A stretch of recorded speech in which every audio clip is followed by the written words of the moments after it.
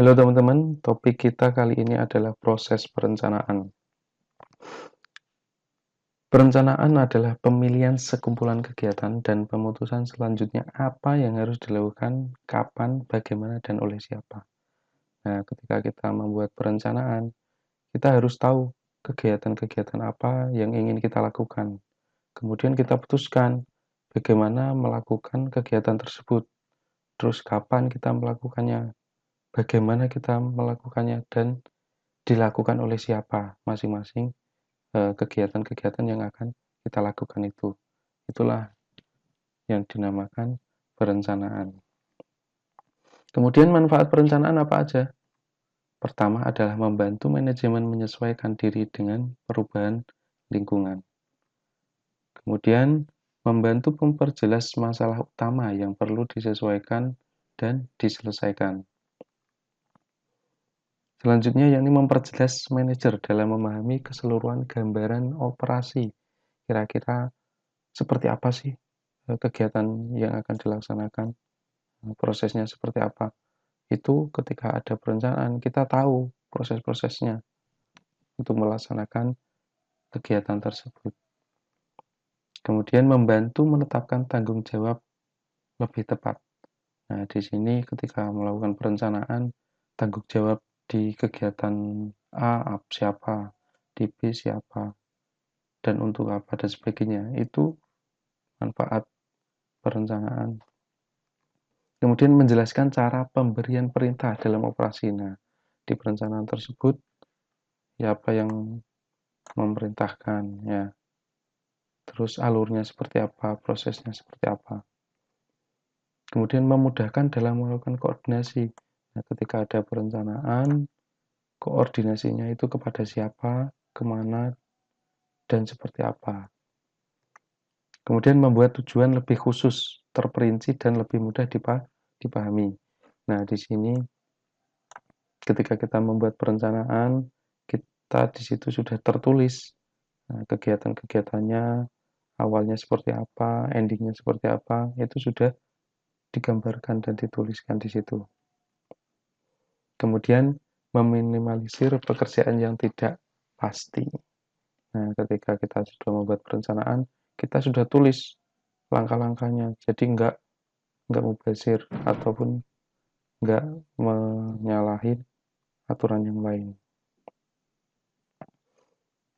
Kemudian menghemat waktu usaha dan dana. Ketika kita sudah membuat perencanaan, kita tahu anggaran kira-kira yang dihabiskan berapa. Nah, waktu yang akan kita habiskan berapa lama, seperti itu. Kemudian kelemahan perencanaan.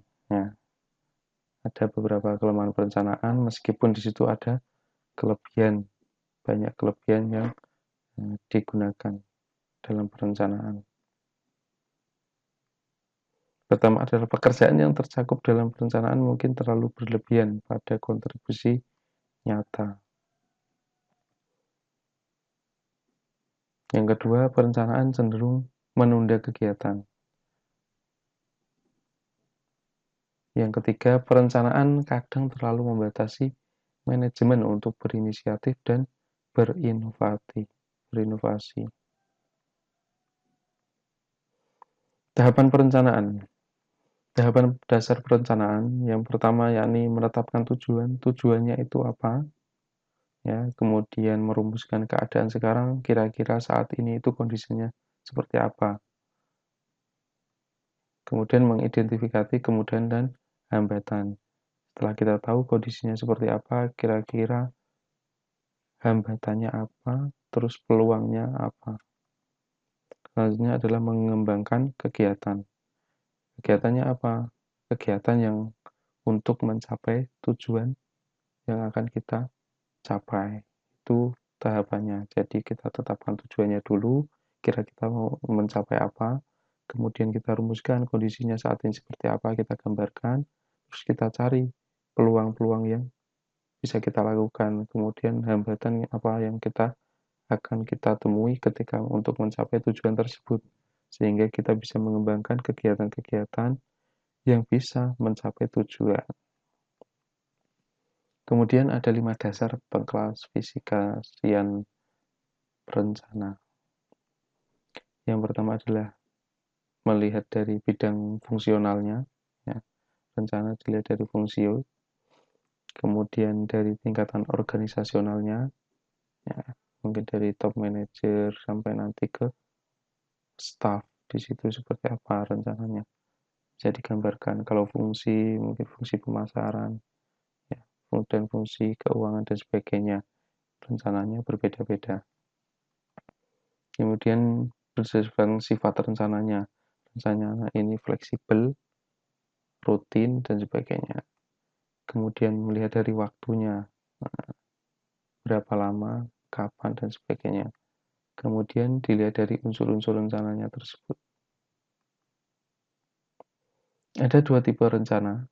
Yang pertama adalah rencana strategik, di mana dirancang untuk memenuhi tujuan organisasi yang lebih luas, ya, mengimplementasikan misi yang memberikan alasan khas keberadaan organisasi. Maksudnya di sini rencana strategik adalah perusahaan, ya, ini secara lebih luas. Perusahaan ini berdiri ini untuk apa sih sebenarnya? Itu. Jadi ada alasan khusus keberadaan organisasi, tidak hanya profit saja seperti itu. Nah, ini proses perencanaan strategik. Pertama adalah mengidentifikasi, ya, misi, visi organisasi. Setelah itu melakukan analisis SWOT, peluang kita apa, ya, ancamannya siapa, apa, ya, kekuatannya apa, ya, dan kelemahannya seperti apa. Setelah itu kita melakukan formulasi strategi apa. Apabila kita sudah tahu kesempatannya apa, peluangnya apa, kekuatannya apa, kelemahan kita apa, kita bisa memformulasikan strategi. Strategi untuk apa? Untuk melawan atau e, menutupi kelemahan-kelemahan kita seperti itu, atau melawan ancaman yang sudah ada. Kemudian mengimplementasikan strategi tersebut. Kalau strategi sudah dilaksanakan, baru kita melakukan evaluasi dari strategi yang sudah kita implementasikan. Yang kedua yakni rencana operasional, yakni penguraian lebih terperinci bagaimana rencana strategik akan dicapai. Nah, ini lebih khusus lagi. Kalau strategik tadi lebih luas, alasan keberadaan organisasi, kemudian ini lebih khusus ke operasional. Di operasional ini ada 2 tipe, yakni rencana sekali pakai dan rencana tetap. Untuk rencana sekali pakai, yakni serangkaian kegiatan terperinci yang mungkin tidak berulang dalam bentuk yang sama di waktu mendatang. Nah, ini kalau rencana sekali pakai, kira-kira seperti itu. Ketika ada kegiatan, ya kegiatan itu hanya pada saat itu aja. Nggak setiap tahun ada. Nah, itu adalah rencana sekali pakai. Tipe-tipe pokok rencana sekali pakai ini adalah seperti program, proyek, dan anggaran-anggaran. Untuk program, yakni suatu program mengacu pada beberapa proyek yang dikelola dan dilaksanakan sebagai satu paket atau rangkaian. Nah, kalau program itu intinya adalah di program tersebut ada banyak-banyak proyek di situ, nggak cuma satu. Proyek A, proyek B, proyek C. Itu namanya program. Yang menunjukkan program itu apa? Adanya langkah-langkah pokok untuk mencapai tujuan. Yang kedua, adanya tanggung jawab para anggota atau satuan. Kira-kira anggota A melakukan pekerjaan proyek A, anggota B melakukan pekerjaan untuk proyek B. Gitu. Ada urutan dan waktu pada setiap langkah. Nah, kira-kira langkah-langkahnya seperti apa, urutan waktunya, berapa lama, dan sebagainya.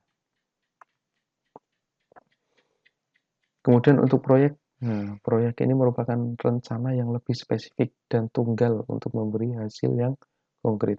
Kalau program tadi, di situ ada banyak proyek. Nah, di proyek ini berarti ada satu kegiatan. Seperti itu. Kemudian anggaran, ya, ini laporan sumber daya keuangan yang disusun untuk kegiatan-kegiatan tertentu dalam jangka waktu tertentu. Nah, kalau anggaran ini masalah pendanaannya, laporan sumber daya keuangannya. Kemudian rencana tetap. Nah, rencana tetap merupakan rencana berkelanjutan yang memberikan pedoman untuk kegiatan yang dilaksanakan berulang kali. Ini rencana tetap biasanya adalah rencana-rencana yang memang setiap tahun pasti ada. Seperti itu. Seperti kebijakan, prosedur, dan aturan. Kebijakan adalah rangkaian konsep dan asas yang menjadi pedoman dasar rencana dalam melaksanakan suatu pekerjaan, kepemimpinan, dan cara bertindak. Ya. Alasan penetapan kebijakan yakni meningkatkan efektivitas organisasi. Kemudian organisasi mencerminkan nilai-nilai organisasi. Seperti itu. Ketika organisasinya budayanya bagus, nah, nilai-nilai yang ada di situ juga harus terlihat. Kemudian menjernihkan berbagai konflik atau kebingungan yang terjadi pada tingkat bawah. Nah, ketika ada kebijakan dari suatu pimpinan, tujuannya itu adalah agar lebih jelas keputusnya itu apa. Itu tidak berjalan sendiri-sendiri ketika ada kebijakan. Kemudian prosedur. Prosedur merupakan kebijakan yang dilaksanakan dengan pedoman-pedoman secara terperinci. Nah, ada manfaatnya prosedurnya ini menghemat usaha, mana manajerial. Ketika sudah ada prosedur di sini, manajer tidak harus menjelaskan langkah-langkahnya, tidak harus mengarahkan karena sudah ada prosedurnya, sehingga menghemat usaha manajerial. Selanjutnya adalah memudahkan pendelegasian wewenang dan penetapan tanggung jawab. Ketika ada prosedurnya, itu juga akan memudahkan pendelegasian wewenang karena sudah tertulis prosedurnya ketika A yang nyuruh itu adalah B. Seperti itu. Kemudian menimbulkan metode-metode operasi yang lebih efisien. Maksudnya di sini adalah ketika kita menerapkan suatu prosedur, kita tahu kira-kira prosedurnya yang bagus itu seperti apa. Akan muncul ketika kita sudah mengimplementasikan prosedur A, oh ternyata kurang efisien, maka akan diubah. Nah, itulah yang dikatakan menimbulkan metode-metode operasi yang lebih efisien. Kemudian memudahkan pengawasan. Nah, di sini ketika ada prosedur, kita tahu siapa saja atau bagian mana saja yang harus diawasi. Kemudian memungkinkan penghematan personal ya. Kalau ada prosedurnya, kita tahu kira-kira yang kita butuhkan itu fungsi apa saja. Selanjutnya adalah membantu kegiatan-kegiatan koordinasi karena sudah ada prosedur arahnya, arah tanggung jawab, arah perintah. Kita tahu ya koordinasinya kemana, kepada siapa, dan sebagainya. Kemudian untuk aturan, nah untuk aturan ini adalah pernyataan ya, bahwa suatu kegiatan tertentu harus atau tidak boleh dilakukan dalam situasi tertentu. Nah kalau sudah aturannya bahwa seluruh karyawan harus datang pada jam 8. Nah itu mau nggak mau harus pada jam yang tepat waktu karena itu sudah suatu aturan harus dilakukan. Nah, seperti itu adalah aturan kecuali ada catatannya mungkin sakit dan sebagainya. Saya kira itu saja dari saya, terima kasih, semoga bermanfaat.